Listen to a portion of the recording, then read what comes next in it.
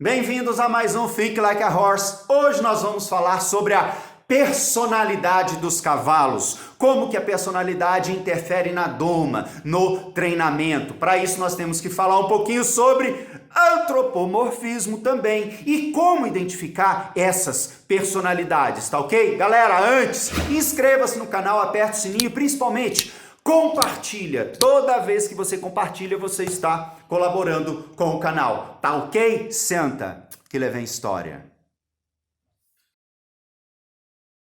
Definir personalidade é uma questão complexa. Para começar, nós não estamos falando das questões morais, porque a definição de pessoa moral dentro da personalidade não serve para os animais, para os cavalos, mas nós estamos utilizando a seguinte definição, que é o conjunto de características psicológicas de sentir, agir e pensar que definem o indivíduo a partir das suas experiências sociais. Uau! Olha só! Gêmeos, humanos, nascidos na mesma família, na mesma casa, com os mesmos professores, usando as mesmas roupas, são pessoas completamente diferentes. Assim como cavalos, que nascem no mesmo grupo, no mesmo aras, na mesma família, na mesma mãe, no mesmo pasto, treinado pelas mesmas pessoas, serão cavalos completamente diferentes. Por que isso? Porque a experiência social coletiva, ela é gradual, individual e complexa, muito complexa. Então, nós sabemos que nós encontramos no nosso treinamento, no nosso trabalho diário, cavalos completamente distintos, diferentes. Um preguiçoso, um lerdo, um ansioso, um nervoso, um bravo. São características dessas personalidades. E o que isso interfere na doma, por exemplo, ou no treinamento? Se eu utilizar uma forma, um método, um modo igual para todos os cavalos, existe a chance de eu perder alguns cavalos por eles não se encaixarem nessa forma. Mas, se eu adaptar, for flexível, tiver algum jogo de cintura para trabalhar com distintos cavalos, eu vou ter um sucesso muito maior, muito melhor. Por quê? Um cavalo que é lerdo, que é preguiçoso, que tem uma história diferente, ele foi castrado num período, ele tem hormônios diferentes, a raça dele é outra. Eu pego essas características e não ponho uma forma nesse cavalo. Eu faço com que esse cavalo aprenda a gostar de ser de outra maneira. Então, cavalos são complexos, indivíduos complexos, como nós. Outra questão que nós vamos colocar aqui, antropomorfismo. Características de personalidades individuais, psicológicas, não é antropomorfismo. Antropomorfismo é a nossa capacidade de dar características humanas aos animais. Mas eu vou indicar para vocês uma literatura maravilhosa, que é esse livro aqui que eu vou colocar no canto, que é o Gene Egoísta, do Richard Dawkins.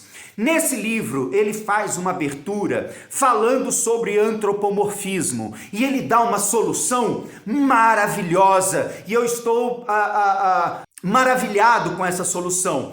Porque ele diz o seguinte, dentro da ciência, dentro daquilo que nós fazemos, é necessário muita criatividade.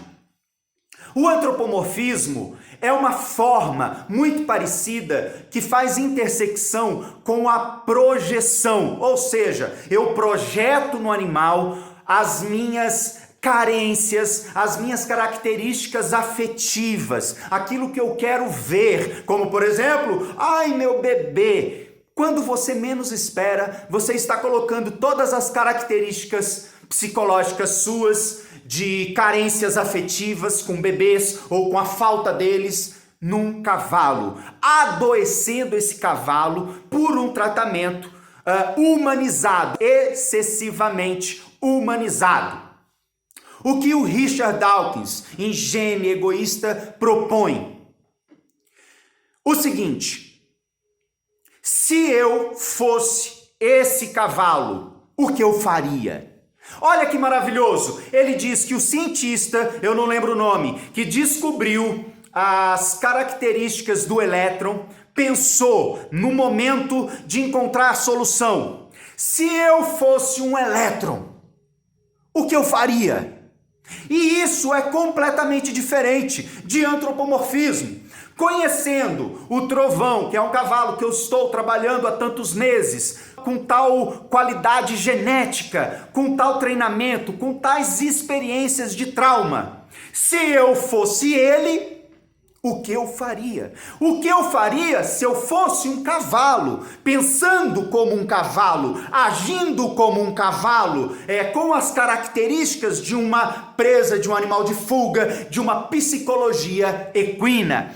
E essa solução é uma maneira inteligentíssima, genial, de lidar com as questões relacionadas ao antropomorfismo. O que isso tem a ver com a personalidade? Tem a ver que quando eu trabalho com um indivíduo, eu sei que aquele indivíduo tem 12 anos, ou é garanhão ou foi castrado, ele é traumatizado, ele viajou, ele sofreu um acidente, ele tem questões veterinárias para cuidar, ele não gosta de determinadas coisas, ele não viveu em grupo ou viveu em grupo. Todas essas informações são importantes para eu, Darko, me colocar no lugar daquele animal, daquele cavalo. Isso muda tudo, isso é maravilhoso. E para ir finalizando, quero mostrar para vocês um trecho do vídeo que eu coloquei essa semana atrás, de um cavalo me cedendo o pescoço. Presta atenção que nesse vídeo eu falo das características dos sinais, por exemplo, como orelha e pescoço. Porém, tem uma sacada nesse vídeo que eu acho genial, que é quando o cavalo, eu vou colocar o vídeo aqui no canto, passa perto da porta de saída, ele abaixa o pescoço. Isso é uma maneira de enxergar a personalidade desse cavalo. Nesse dia, eu estava com ele há 5 minutos no redondel e ele baixou o pescoço perto da porta de saída. Você já entendeu que ele está me dizendo: Darko, vamos voltar? Eu não quero fazer isso, ou que tal a gente descansar na porta? Que tal a gente ir saindo? Ou que tal não fazer esse trabalho hoje? E essa é uma característica da personalidade desse cavalo, que está informando para mim algo que ele deseja. E isso é maravilhoso. Eu escolho.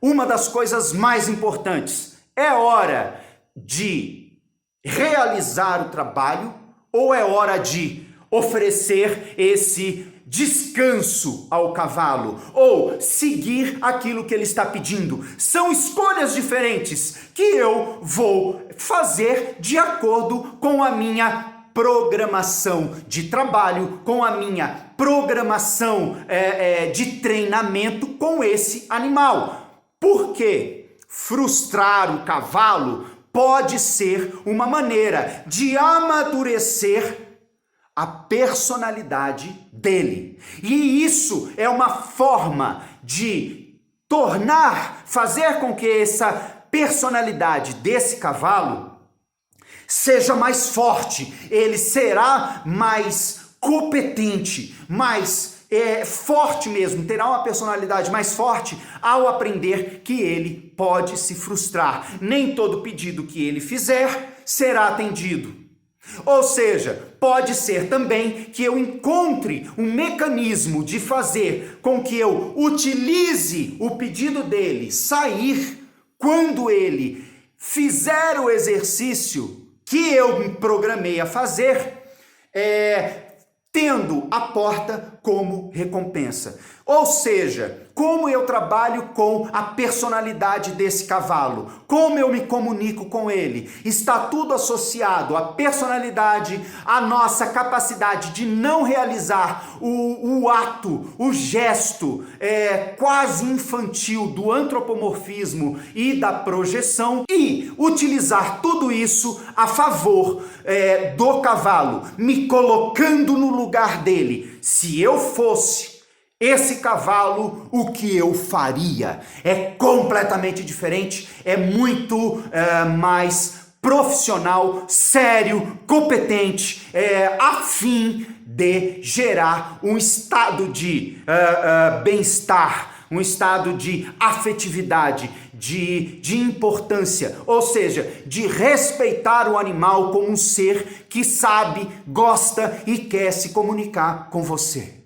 Não é bonito? Não é legal? Não vale um joinha, não vale você se inscrever no canal, porque o conteúdo aqui tá ficando gostoso pra caramba. Galera, leiam esse Gênio Egoísta do Richard Dawkins, que é um livraço. Em verdade, eu tô no meio do livro e já pirei o cabeção, é maravilhoso, assim como Sapiens, Uma Breve História da Humanidade, assim como Homo Deus, Uma Breve História do Futuro, enfim, do Yuval Noah Harari, Richard Dawkins, Yuval Noah Harari, e enfim, depois eu vou aconselhando outros como A Origem das Espécies de Charles Darwin.